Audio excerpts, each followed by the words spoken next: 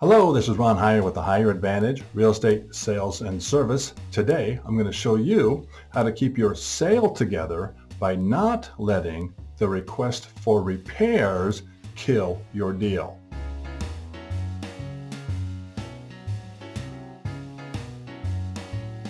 Recently, one of my agents came to me with some issues regarding the request for repairs on a property that had a home inspection. The home inspector was just doing their job, inspecting the home, calling out issues with repairs and maintenance and possible code violations. And the buyer wanted the agent to put together a list of repairs, also known as the request for repairs.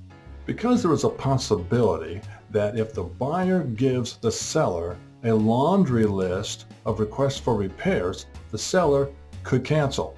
We don't want that. Sellers rarely cancel, but they could. And here's a few ways to address that when those issues come up. Here are 5 things a seller can do when given a laundry list or any list of requests for repairs. They can do some of them. They can do all of them. They can do none of them. They could write a credit, draw up a credit in lieu of any repairs, or they could fix some and give a partial credit for the rest. The best way to address the request for repair is in advance when you write your offer. The buyer can address these in the purchase agreement in a couple of different ways. First of all, they can limit the dollar amount in the request for repairs, like any and all repairs not to exceed $500, any and all repairs not to exceed $1,000, something like that. Secondly, they can write in there that all inspections will be used for informational purposes only, and that you're not going to ask for the seller to fix anything or for a credit. Or third, you can just remove those contingencies right up front. So we remove the contingency for the home inspection. We remove the contingency for the wood destroying organisms report.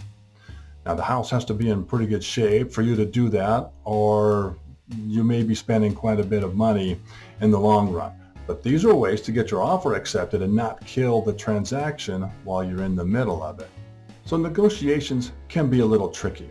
But what the buyer usually wants is for the seller to fix as much as possible without ticking them off, or worse, canceling the transaction. Here's the reasoning behind it. You're in a tight real estate market and you've already got your offer accepted. You don't want it to go get canceled and then have to go look for another property and start all over again. You've got one in hand. Let's work with this one. Now, if you find that the home has a whole lot more repairs than you thought it needed, it may be best to walk away. But that is rarely the case. You can almost always work those issues out. And remember, it'll be a lot smoother if you address them up front in the purchase agreement.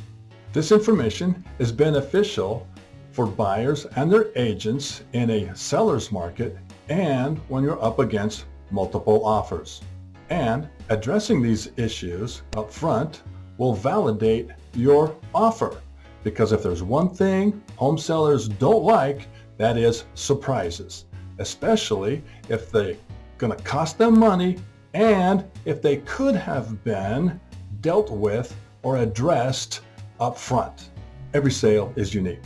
This information covers most of what comes up in the home inspection and the request for repairs or the wood destroying organisms report, but not all. If you have questions regarding this or any other real estate matter, feel free to reach out. My number is 661-406-1562. My email address is ronhier@yahoo.com, and the office number is 661-400-0705. As always, I wish you all the best. Take care, be safe out there, and have a great day.